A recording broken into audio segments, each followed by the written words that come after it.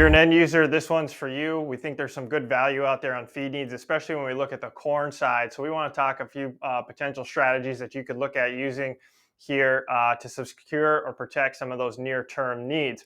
Keep in mind, everything we're talking about in the video is for educational and example purposes. Make sure that you know and you're comfortable with your risk tolerance as we go through these examples. So really, as always, just like if you're a seller of corn, if you're a buyer of corn, right, you can pick your favorite strategy. You can go to the cash market, you can use the board or the futures market, you could do an option position, or you can do a combo option position like an option fence. So today I just want to kind of cover here what would happen if we did a board position or a fence position. And both of these are going to offer you a little bit more flexibility than the cash market, where you might run into a situation where you either can't find anybody willing to buy from at this point, so somebody's not really willing to sell, but you like the price.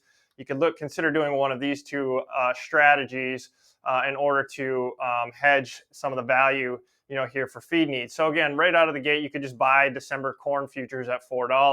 We're going to use a 50-cent move in either direction. So if corn goes to $3.50, you've got this corn bought at $4. You wish you wouldn't have done anything because now you could buy it at $3.50. Hopefully you have some other needs that you'll have to get bought up so you can bring your average price down.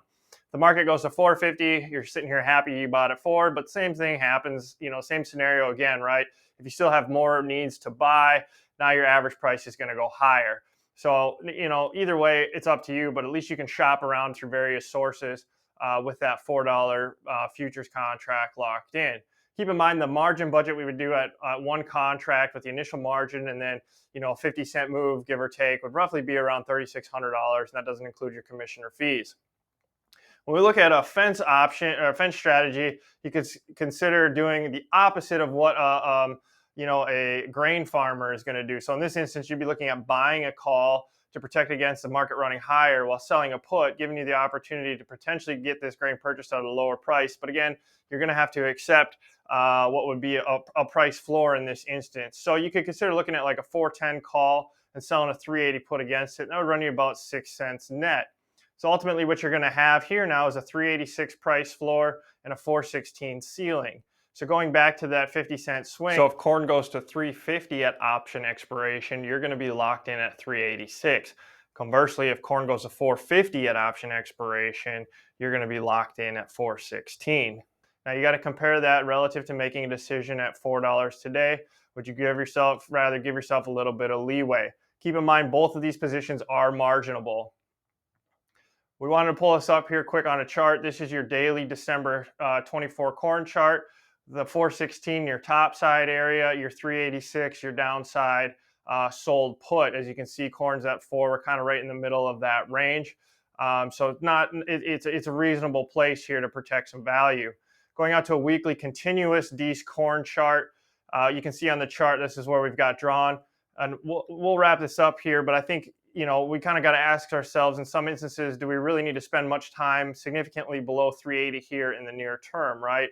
I think we can head back into that range, but a move or a sustained move below 380, at least, into the harvest time frame seems to be a little bit unnecessary. So as we wrap this thing up, ultimately, we think that there's some good value here, especially on the corn market for end users with feed needs. Like I just said, do we really need to go below 380? We certainly can. Okay, nothing is ever perfect in marketing. But right now, as things sit, our viewpoint is we probably don't need to go aggressively below 380, or at least have a sustained move below that when you consider that we have some of the most competitive export bids on the market.